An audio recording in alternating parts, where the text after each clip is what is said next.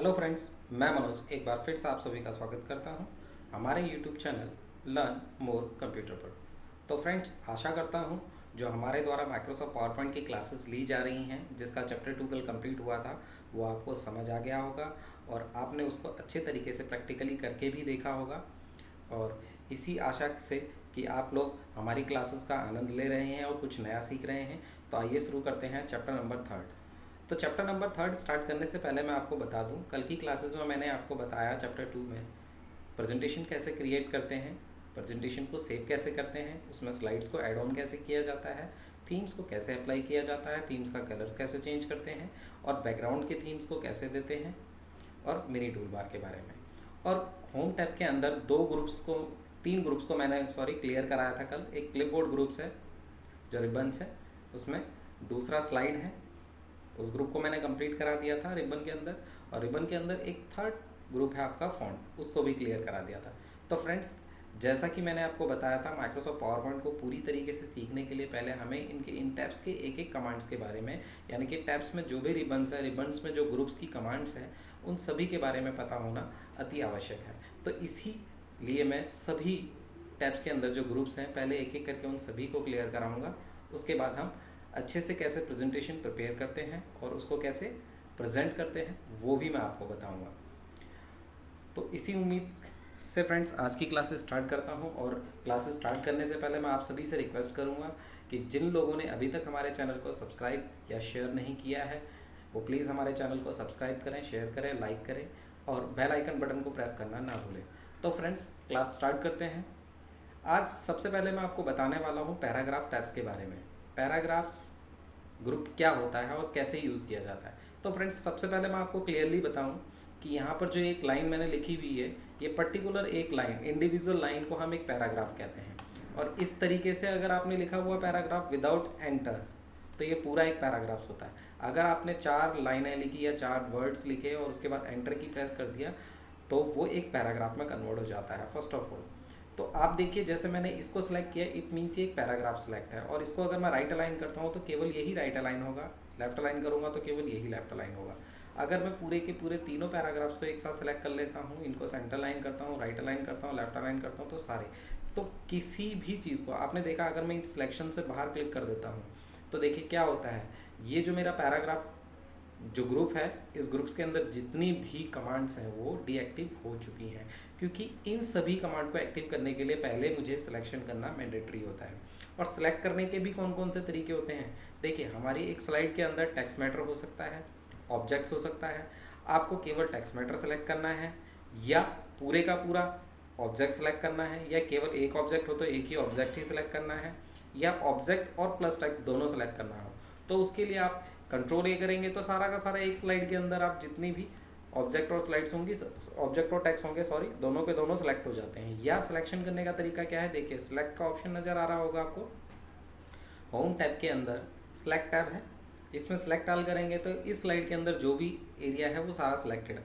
और अगर इस स्लाइड के अंदर आपने कर्सर पिक किया हुआ है और तब आप सिलेक्ट ऑल करते हैं तो केवल टेक्स्ट मैटर सिलेक्ट होगा। ठीक है, तो डिपेंड करता है कि आप क्या चाहते हैं। और सेलेक्ट ऑब्जेक्ट करेंगे तो ऑब्जेक्ट होता क्या एग्जैक्टली, देखो, पिक्चर्स हैं या कोई शेप्स हैं, इनको ऑब्जेक्ट्स बोला जाता है। और आप चाहते हैं कि इस पूरी स्लाइड के अंदर, जिस स्लाइड को मैंने पिक किया हुआ है, थंबनेल्स में देख सकते हो आप, उस स्लाइड पर क्लिक करने के बाद अगर आप सेलेक्ट ऑब्जेक्ट करते हैं, ठीक है, तो ऑब्जेक्ट वाले इस एरो पर टिक हो रखा है, तो आप केवल इससे ऑब्जेक्ट सेलेक्ट कर पाएंगे, टेक्स्ट को सिलेक्ट नहीं कर पाएंगे। और टेक्स्ट की बाउंड्रीज जो ऑब्जेक्ट बाउंड्रीज होती है, इसलिए बाउंड्री सेलेक्ट हो रही है, टेक्स्ट सेलेक्ट ऐसे होता है। ठीक है, ऑब्जेक्ट को सिलेक्ट कर लेते हैं। और अगर आप करते हैं सेलेक्ट पेन से केवल ऑब्जेक्ट सेलेक्ट होता है।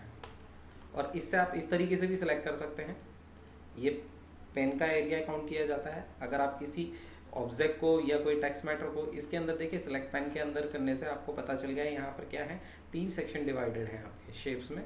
इस स्लाइड्स के अंदर 3 सेक्शन, किसी भी शेप्स की आइज आप क्लोज करेंगे तो वो क्या होगा, सेक्शन हाइड हो जाएगा।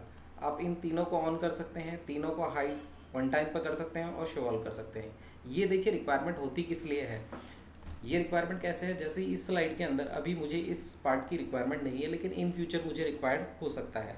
एक तरीका तो ये है कि मैं डिलीट कर दूं, लेकिन इन फ्यूचर मुझे रिक्वायर्ड होगा तो फिर से दोबारा मुझे इसे राइट करना पड़ेगा। बट एट प्रेजेंट रिसेंटली मुझे इसकी रिक्वायरमेंट नहीं है, तो मैं क्या करूँगा, इसकी इसको ऑफ कर देता हूँ, मीन्स इसको हाइड कर देता हूँ, बाकी का यूटिलाइज कर लेते हैं। अगर रिक्वायरमेंट है तो क्लिक कर सकते हैं, हटा सकते हैं। और कभी यही सेक्शन ना आ रहा हो तो आप कहाँ से इस सेक्शन को लेकर के आएंगे? देखिए यहाँ पर जाएंगे, यहाँ सेक्शन का ऑप्शन नहीं मिलेगा आपको। आपको कहाँ मिलेगा? अरेंज में जाएंगे, सेक्शन पेन का ऑप्शन मिल जाएगा आपको, यहाँ पर सेक्शन पेन। तो फ्रेंड्स आपको ये कमांड्स भी याद रखनी है कि कौन सी कमांड्स कहाँ पर आपको मिलती हैं। या सेलेक्ट पर जाते हैं तो यहाँ पर भी सिलेक्शन पेन आपको मिल सकता है, ठीक है। तो इसमें पैराग्राफ में left alignment, right alignment, centre alignment, और फोर्थ होता है जस्टिफाई। जस्टिफाई मीन्स लेफ्ट और राइट से सिमेट्रिक्स होना। अभी ये जस्टिफाई है तो देखिए राइट साइड से भी प्रॉपर आपको सिमेट्रिक्स दिखाई दे रहा है। जैसे इस स्लाइड में देखते हैं, ये भी देखो राइट साइड से प्रॉपर है। अगर मैं इसको केवल लेफ्ट अलाइन करता हूँ तो लेफ्ट से सिमेट्रिक्स मिलता है, राइट से नहीं। तो मुझे जस्टिफाई करना है तो राइट से भी। अब फ्रेंड्स देखिए, मैं एक नई स्लाइड इंसर्ट कर लेता हूँ। मैं यहाँ पर एक नई स्लाइड लेता हूँ, उसमें मैं आपको बताता हूँ क्या कर सकते हैं। मैंने क्या किया, यहाँ पर कोई भी टाइटल लिख दिया, कोई भी, जैसे, और इस कंप्यूटर फंडामेंटल के बारे में मैं बहुत सारा मैटर लिखना चाहता हूँ, ठीक है फ्रेंड्स। मैं एज इट इज़ कुछ भी लिख देता हूँ। मैंने बहुत सारा मैटर लिखा, लेकिन आप ध्यान दीजिएगा बीच में स्पेस ज़रूरी, क्योंकि वर्ड्स के बीच में स्पेस होता है। अब मेरी रिक्वायरमेंट क्या, देखिए मैंने क्यों लिखा है। मेरी रिक्वायरमेंट ये है कि मेरा ये जो टेक्स्ट है ये 2 कॉलम्स में डिवाइडेड हो जाए। मीन्स कि हाफ इधर और हाफ इधर, आधे मैटर में से बीच में से हाफ इधर हाफ इधर, ऐसे अच्छा नहीं लग रहा। तो उसके लिए मुझे क्या करना है, यहाँ पर पैराग्राफ में एक कॉलम्स के लिए ऑप्शन होता है, 1 कॉलम है, 2 कॉलम कर दीजिए। देखिए टेक्स्ट 2 कॉलम्स में डिवाइडेड हो गया। अगर आपको 3 कॉलम्स चाहिए तो 3 कॉलम्स में डिवाइडेड कर सकते हैं। और इस टेक्स्ट को भी आप एडजस्ट कर सकते हैं, कैसे? जस्टिफाई, लेफ्ट अलाइन तो है ही, राइट अलाइनमेंट करेंगे, सेंटर अलाइनमेंट, जैसे चाहते हैं आप उस तरीके से कर सकते हैं। और अगर आपको सिंगल कॉलम रिक्वायरमेंट है तो दूसरी बारी सब सिंगल कॉलम भी कर सकते हैं। आपने 2 कॉलम्स किया तो 2 कॉलम्स में आपने देखा लेफ्ट से भी गैप आ रहा है, ठीक है, राइट से भी, टॉप से भी, बॉटम से भी। इस गैप को कम ज़्यादा करना है तो मोर कमांड्स में जाएंगे आप, कॉलम पर क्लिक करने के बाद मोर कमांड पर जाएंगे। यहाँ पर आपको नंबर ऑफ कॉलम दिखा रहा है और स्पेसिंग कितनी चाहिए वो आपको दिखा देगा इसके बीच में, देखिए, ओके। अगर आपको 1 कॉलम्स करना है तो 1 कॉलम से दोबारा से रिपीट करके वापस ला सकते हैं। अब बात आती है यहाँ पर आपके डिक्रीज लिस्ट लेवल और increase list level. List level exactly होता क्या है, मैं लेफ्ट से आगे को जाना चाहता हूँ। इस लिस्ट, देखिए एग्जैक्टली लिस्ट होता क्या है, ये बुलेट एरिया होता है। विदाउट बुलेट के अगर मैं इसको आगे करना चाहूँ तो इस तरीके से इसको 0.5 करके आगे कर सकते हैं, ओके। और ऐसे बैक करेंगे तो बैक वापस आ जाएगा, ठीक है। इसको कंट्रोल M के सहायता से भी आप आगे कर सकते हैं, लेकिन इसमें कंट्रोल M से क्या होता है, नया स्लाइड्स ओपन होता है, इसलिए नहीं। माइक्रोसॉफ्ट वर्ड में कंट्रोल M से आगे, कंट्रोल M से पीछे लेके आ सकते हैं। तो फ्रेंड्स आपने पैराग्राफ टैब के अंदर ये ऑप्शन देखा। इसके बाद आप देखें यहाँ पर लाइंस के लिए स्पेसिंग का कमांड होता है। ये बेसिकली यूज़ यहाँ पर नहीं हो सकता क्योंकि ये इंडिविजुअल एक पैराग्राफ है, लाइंस नहीं है। इसमें अगर मैं लाइन का यूज़ भी करूँगा तो ये पूरे पैराग्राफ में लाइंस में गैपिंग दे देगा। तो इसकी बजाय हम इसका यूज़ मोस्टली कहाँ पर करते हैं, जैसे देखिए ये है स्लाइड्स, इसमें मैं चाहता हूँ कि इनके बीच में क्या हो, लाइन की स्पेसिंग आ जाए। यहाँ ज़्यादातर ये यूज़ किया जाता है। करना चाहें तो आप उसमें भी कर सकते हैं, लेकिन वो पूरे पैराग्राफ्स को गैप दे देगा, ठीक है। इस तरीके से इनके बीच की स्पेसिंग आप कम ज़्यादा कर सकते हैं, लाइन स्पेसिंग बोलते हैं। और ये है डायरेक्शन। बेसिकली फ्रेंड्स देखिए डायरेक्शन होता क्या है एग्जैक्टली। अब मैंने यहाँ पर एक स्लाइड्स बना रखी है। मैं चाहता हूँ कि ये कंप्यूटर सॉफ्टवेयर ऐसे ना लिखा हुआ है, ये कैसे हॉरिजॉन्टल लिखा हुआ है, इसको वर्टिकल फॉर्मेट में यहाँ लिखा हुआ आ जाए।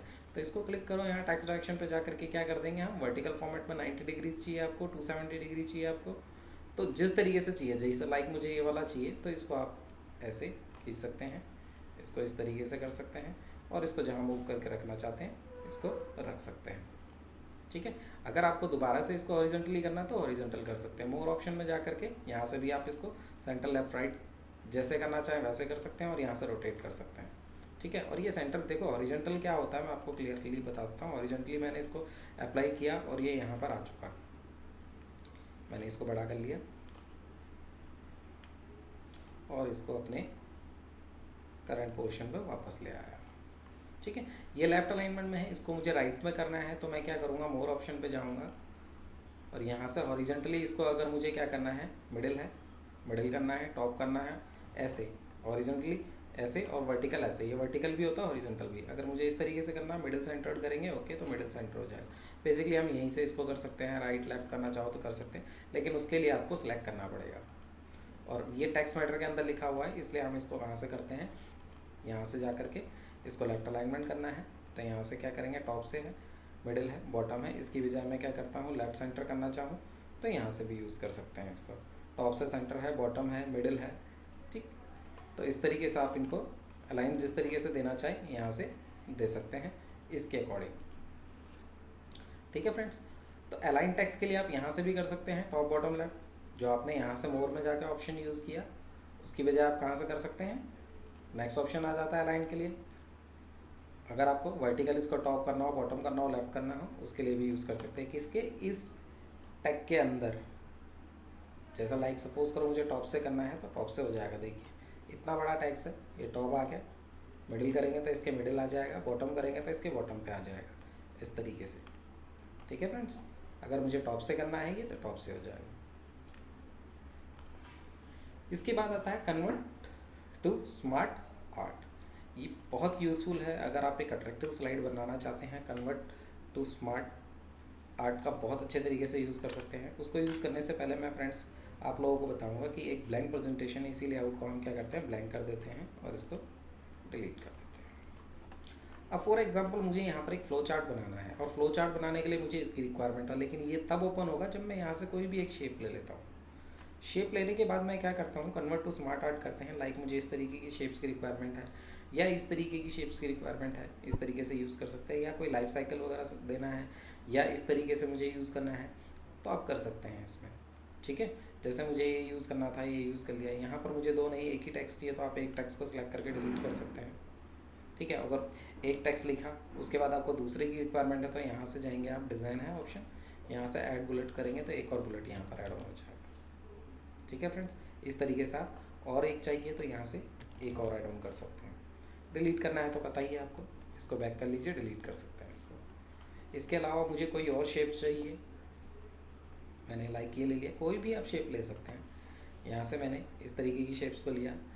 अब यहाँ पर मुझे एक टेक्स्ट लिखना था, लाइक मैंने ये लिखा कि 2010 का डाटा है, 2015 का डाटा है, 2018 का डाटा है।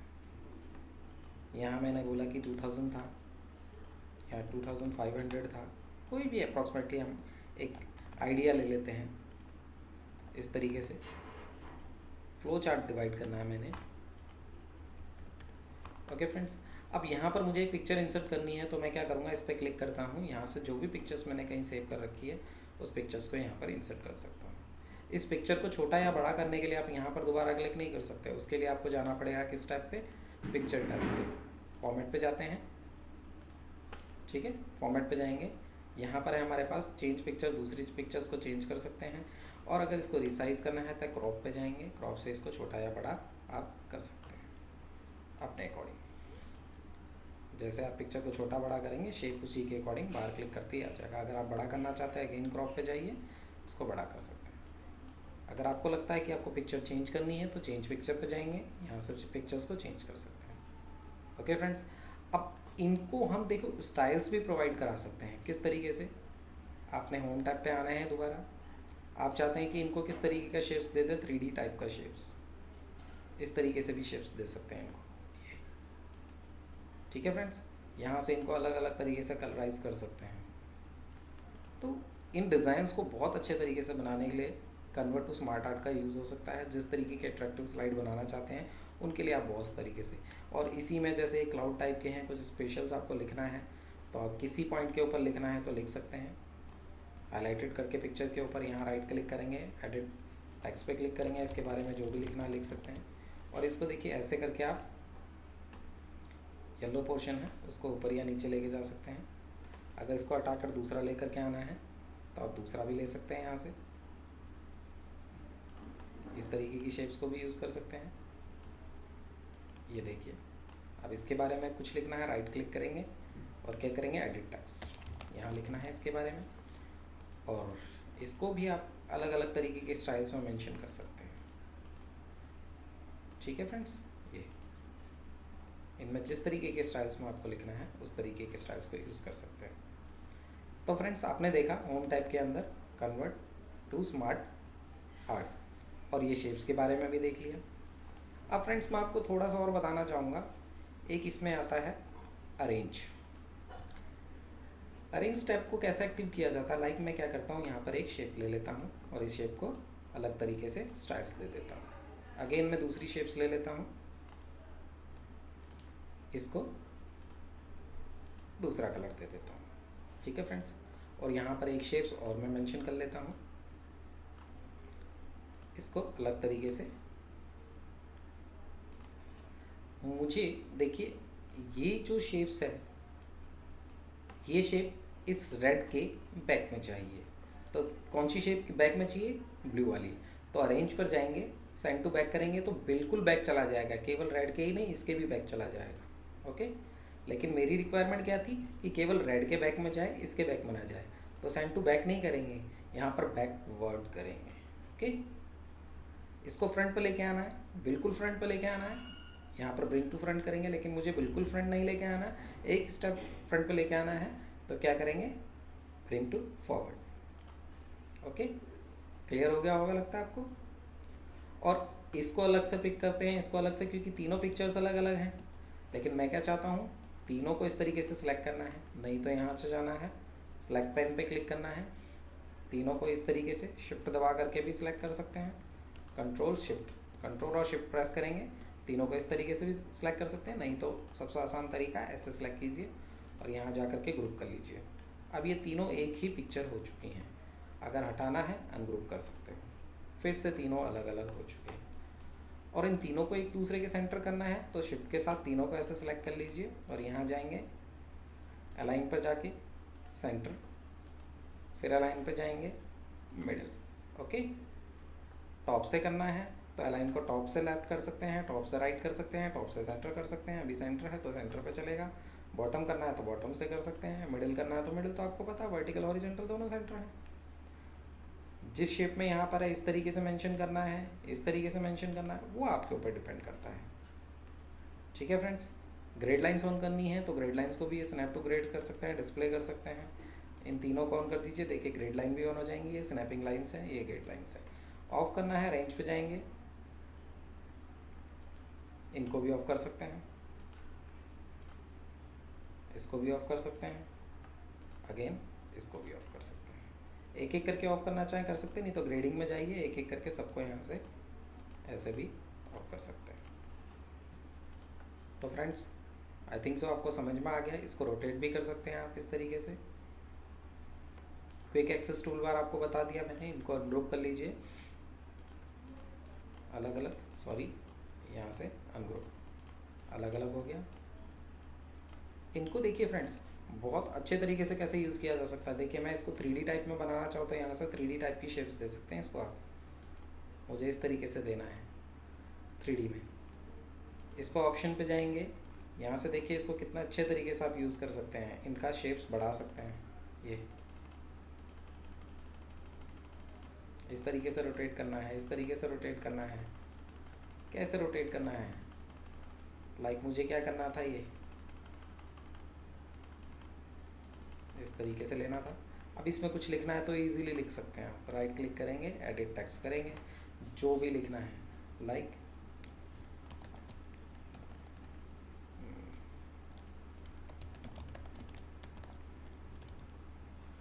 ओके। अब ये इस तरीके से लिखा हुआ आपको दिखा देगा। तो जैसा आप चाहें इसको आप इस तरीके से ग्लो भी दे सकते हैं, या रिफ्लेक्शन टाइप का देना चाहते हैं रिफ्लेक्शन टाइप का भी दे सकते हैं, शेडो टाइप में देना चाहें शेडो टाइप में भी दे सकते हैं। जैसे आपको चाहिए उस तरीके की शेप्स को यहाँ पर आप बना सकते हैं। ठीक है फ्रेंड्स, इसकी आउटलाइन को चेंज करना है कलर, तो आउटलाइन इसकी कलरफुल चेंज हो जाएंगे। फिल कलर को चेंज करना है तो फिल कलर जो चाहिए आपको वो कलर चेंज कर सकते हैं। तो आपने ड्राइंग टैब को भी यूज़ कर लिया। अब है फाइंड। इस पैराग्राफ के अंदर अगर मुझे कोई चीज़ फाइंड करनी है तो मैं यहाँ जाऊँगा, लाइक मैंने वी कहाँ लिखा है वो फाइंड करना है, फाइंड कर सकते हैं। रिप्लेस करना है तो इसको रिप्लेस कर सकते हैं, वी को चेंज करके कुछ भी कर सकते हैं। वी की जगह बी कर दूँ मैं, फाइंड कर लिया। रिप्लेस करेंगे, एक जगह वी की जगह होगा, रिप्लेस ऑल करेंगे तो जहाँ जहाँ वी लिखा था देखिए वहाँ बी हो चुका। अब अगर आपको बी को रिप्लेस करके वी करना है तो अगेन आप फाइंड कीजिए, पहले सॉरी फाइंड कीजिए और रिप्लेस हो गया फ्रेंड्स। तो इस तरीके से रिप्लेस कर सकते हैं। इस फॉन्ट को चेंज करना है, पूरे को मुझे सेलेक्ट करना है, रिप्लेस में जाते हैं, रिप्लेस फॉन्ट कर देते हैं। फॉन्ट कलर, फॉन्ट स्टाइल मेरा कौन सा चल रहा है, ये, इसकी जगह मैं क्या चाहता हूँ यहाँ पर एरियल फॉन्ट यूज़ हो जाए। तो रिप्लेस करिए, देखिए यहाँ पर इसका फॉन्ट चेंज हो चुका। ओके, और अगर मैं इस एरियल फॉन्ट को चेंज करके कुछ और करना चाहूँ, अगेन रिप्लेस फॉन्ट, कौन सा फॉन्ट है, एरियल, एरियल फॉन्ट को चेंज करके मैं करना चाहता हूँ बुकमेंट ओल्ड स्टाइल्स। अब रिप्लेस कर लीजिए, देखिए सॉरी इस वाली स्लाइड पे है तो इस वाली स्लाइड पे चल रहा है, कर्सर वहाँ था, देखिए इसको चेंज करके मैं एरियल कर देता हूँ, इसलिए आपको दिखाई नहीं दे रहा था क्योंकि ये कर्सर इस स्लाइड पे था। ठीक है फ्रेंड्स, रिप्लेस फॉन्ट दोनों हो गया, सेलेक्ट पेन बता चुका हूँ। तो फ्रेंड्स आज मैंने आपको पैराग्राफ ग्रुप, ड्राइंग ग्रुप और एडिट मीन्स होम टैब के अंदर जो रिबन्स है उसमें मैं आपको सारे के सारे ग्रुप कंप्लीट करा चुका हूँ। उम्मीद है आज की क्लासेस आपको पसंद आई होंगी, और अगर आपको हमारी क्लासेस पसंद आ रही हैं तो प्लीज़ हमारे चैनल को लाइक करें, शेयर करें, सब्सक्राइब करें और बेल आइकन बटन को प्रेस करना ना भूलें ताकि सबसे पहला नोटिफिकेशन आपको मिल सके। Thanks a lot for watching this classes. Thank you.